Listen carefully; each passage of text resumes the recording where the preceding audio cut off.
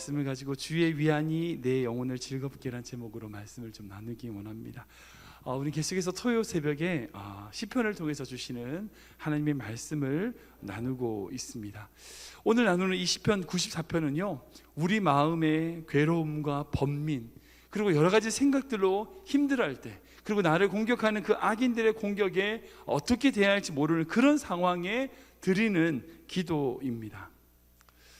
성도들 중에 그런 말을 하죠. 마음이 상하고 힘들고 어려운 일을 당하면 흔히들 뭐라고 얘기하냐면 시험 들었어 라고 이야기하는 경우가 있습니다.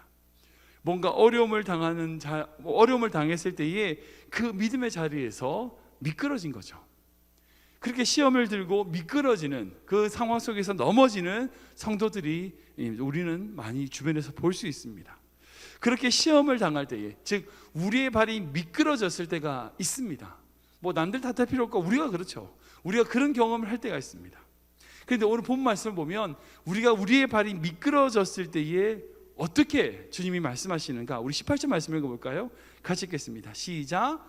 여호와여 나의 발이 미끄러진다 말할 때에 주의 인자하심이 나를 붙드셨사오며. 아멘, 아멘. 이 말씀입니다.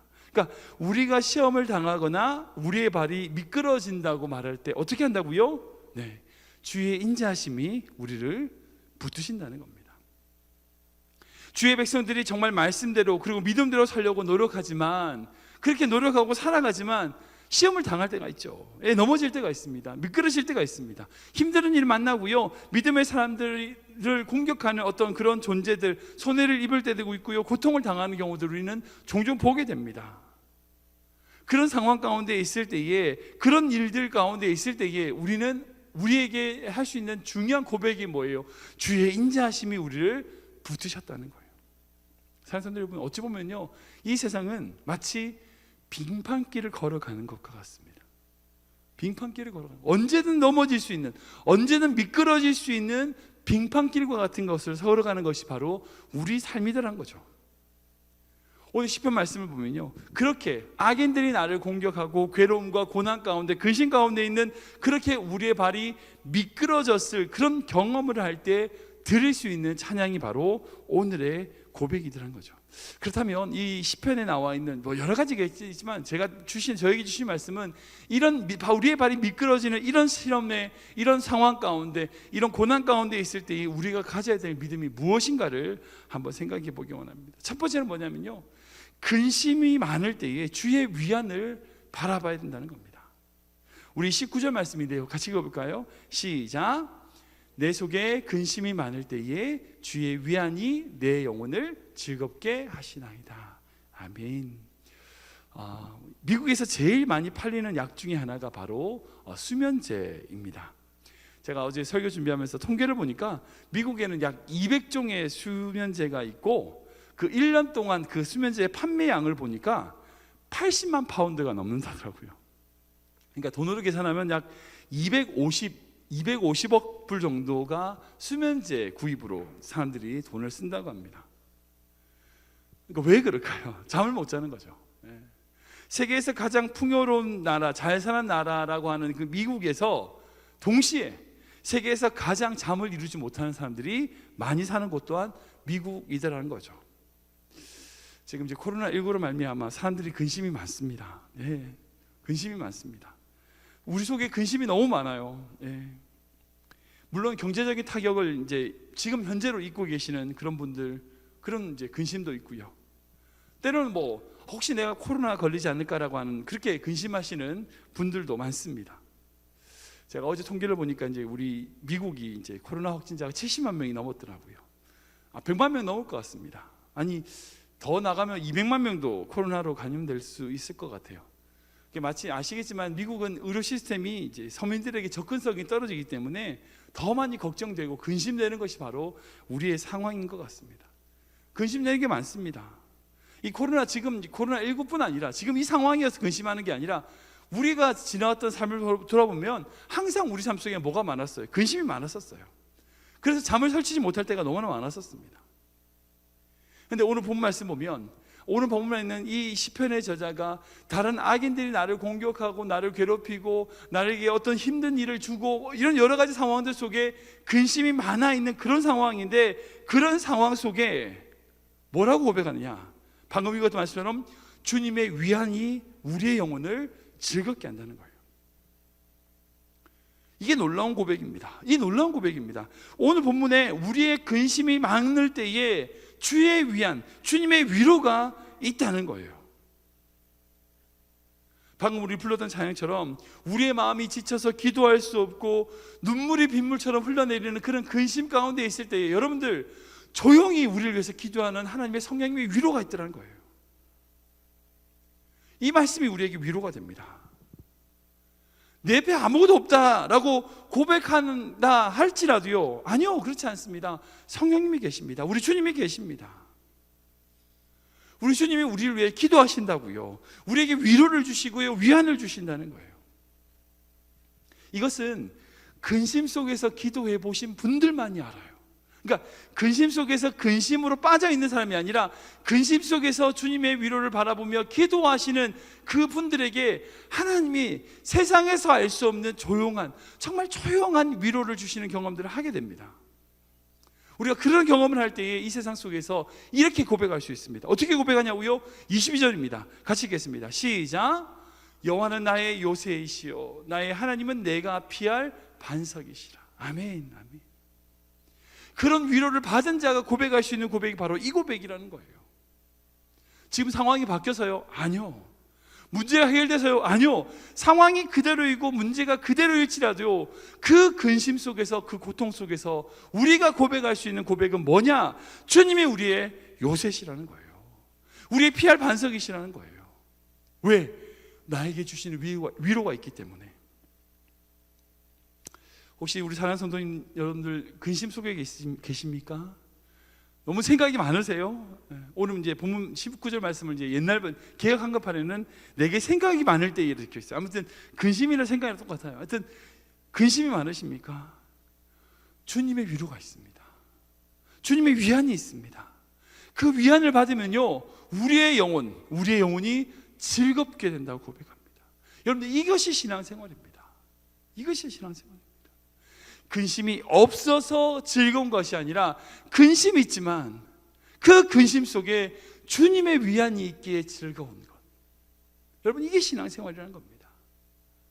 우리가 그런 근심 속에서 주시는 위안을 받고 정말 주님을 우리의 요새이시오 피할 바위라고 고백할 수 있는 그런 고백, 그런 믿음의 찬송을 들을 수 있는 성도님 되시길 주님으로 축원합니다.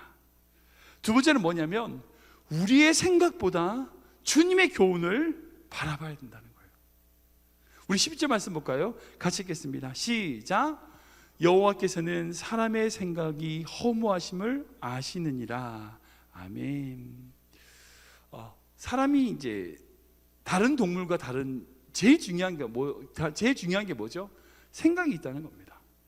파스칼이 이제 그런 말을 했죠. 생각하는 갈대, 뭐 이렇게 인간을 생각하는 갈대다, 뭐 얘기를 했었잖아요. 그러니까 그 원문을 그대로 보면 인간은 자연계에서 가장 나약한 갈대다. 그러나 생각하는 갈대다.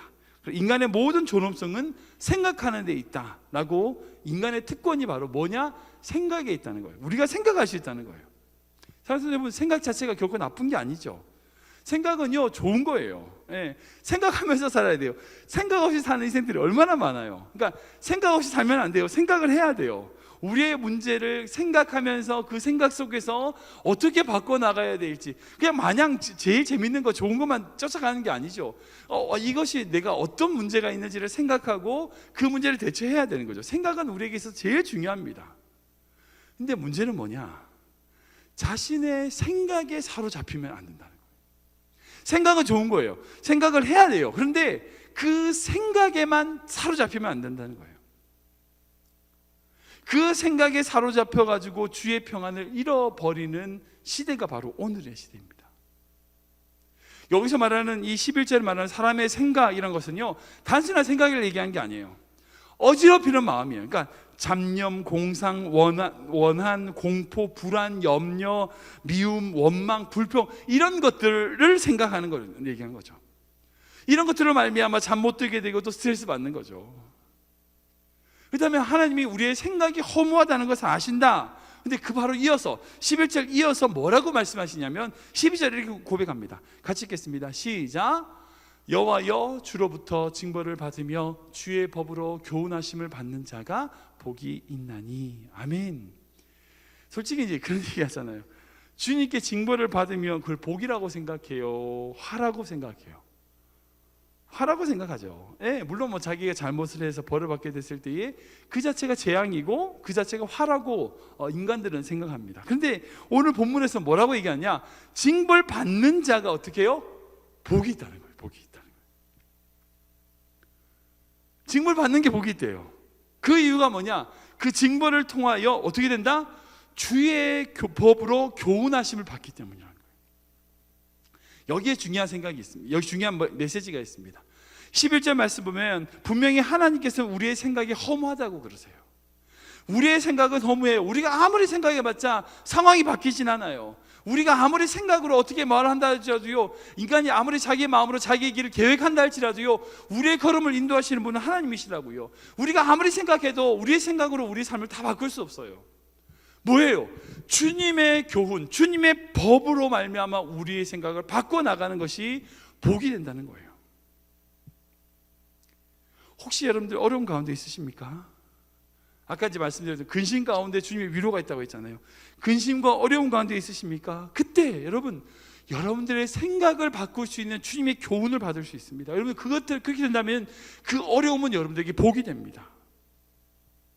그 어려움은 여러분들 복이 됩니다. 만약에 그 어려움 속에서 우리의 생각을 바꾸지 않아, 그러면 어떻게 돼요? 결국 그 어려움은 어려움에 그쳐버려요. 재앙입니다. 화입니다. 그런데 그 어려움 속에서 주의 교훈으로 말미암아 우리의 생각을 바꾸고 우리의 가치관을 바꾸고 우리의 관점을 바꾸면 어떻게 돼요? 그 어려움은요, 우리 생활과 우리의 삶을 바꿔낼 수 있는 복이 되는 거예요. 이때 우리가 가져야 될 믿음, 그게 뭘까요? 결코 하나님을 버리지 않으신다. 내가 있는 이 어려움과 고민과 근심이 내 삶을 완전히 다 바꿔놓고 나 무너뜨릴 것 같은 그런 어려움이 날지라도요, 사랑하는 여러분, 결코 우리를 주님은 버리지 않으세요. 14절 말씀에 이렇게 고백합니다. 같이 읽겠습니다. 시작. 여호와께서는 자기 백성을 버리지 아니하시며 자기의 소유를 외면하지 아니하시리로다. 아멘, 아멘. 이 말씀이라는 거예요. 그러니까 우리에게 어려움과 근심이 있어요. 이것 때문에 우리가 버려질 것 같아, 우리가 죽을 것 같아. 그렇지 않다는 거예요. 결코 버리지 않으신다는 거예요. 우리가 근데 그 상황 속에서 하나님의 위로를 받고요, 그 상황 속에서 하나님의 교훈과 하나님의 말씀으로 우리의 생각을 바꾸면요, 그 어려움은 우리 인생을 아름답게 만들어주는 복이 된다는 거예요.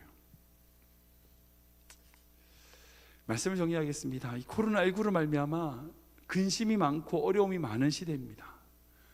근심 속에서 주님을 바라보고 이 근심 속에서 우리가 믿음 생활을 해 나가야 되는 시대입니다. 어떻게 해야 될까요? 그 근심과 어려움 속에서 주님의 위로를 바라봐야 됩니다. 주님의 위로를 조용히, 정말 조용히 우리를 위해서 기도하시는 하나님의 부드러운 손길을 느껴야 됩니다. 그리고 그 근심과 어려움 속에서 우리의 생각보다, 우리의 가치관보다 주님의 교훈, 즉 말씀 앞에 서야 된다는 겁니다. 말씀으로 우리의 생각을 바꿔야 돼요. 아무리 남을 원망하고요, 자기만 옳다고 해도, 자기만 옳다고 주장해도요, 소용없어요. 소용없습니다. 그런 교만한 마음으로는 결코 우리가 그 어려움을 복으로 만들 수 없어요. 우리가 정말 믿음의 사람이 되기 위해서는 바른 생각, 그리고 우리를 향하신 주님의 올바른 위로, 정말 그 귀한 위로를 받는 자가 되어야 된다는 겁니다. 코로나19로 말미암아 많은 어려움들이 다가옵니다. 제가 처음에 읽었던 그 18절 말씀처럼 우리의 발이 미끄러질 것입니다. 그때 우리는 주의 인자하심, 우리 결코 버리지 않으시겠다고 하는 주님의 인자하심이 우리를 붙드신다는 것 믿으시기 바랍니다. 제가 이제 우리 성경이 되기로 어렸을 때 스키를 가르쳐 준 적이 있습니다. 제가 스키를 좋아해서 스키를 타면서 가르쳐 줬는데, 처음에 타면 어떻게 돼요? 맨날 미끄러지고 넘어지죠.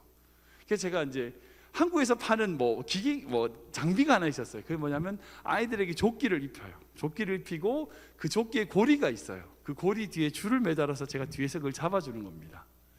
그래서 앞에 타고 있는 애는 스키를 정말 못하는 애고 맨날 넘어지는 애인데, 뒤에서 그 스키로 뒤에서 줄을 딱 잡고 있으니까 애가 안 넘어지고 천천히 내려가는 거예요. 대교는 너무 빨리 내려가서 문제였는데 아무튼 천천히 안 넘어지고 내려가는 거예요. 그렇게 계속 반복해서 나중에 혼자 스키를 탈 수 있는 만큼 실력을 키웠는데, 여러분들 그 신앙생활이 그겁니다. 미끄러지는 게 당연합니다. 말씀드렸잖아요. 세상은요 빙판길이에요. 미끄러지는 길이라고요.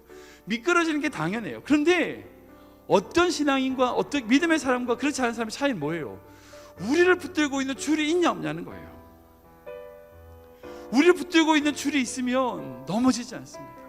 미끄러져도 넘어지지 않습니다. 왜? 붙들고 계시니까. 그런데 그 줄이 없으면요 넘어지는 거예요. 그것이 바로 주님의 인자라고 고백하고 있습니다.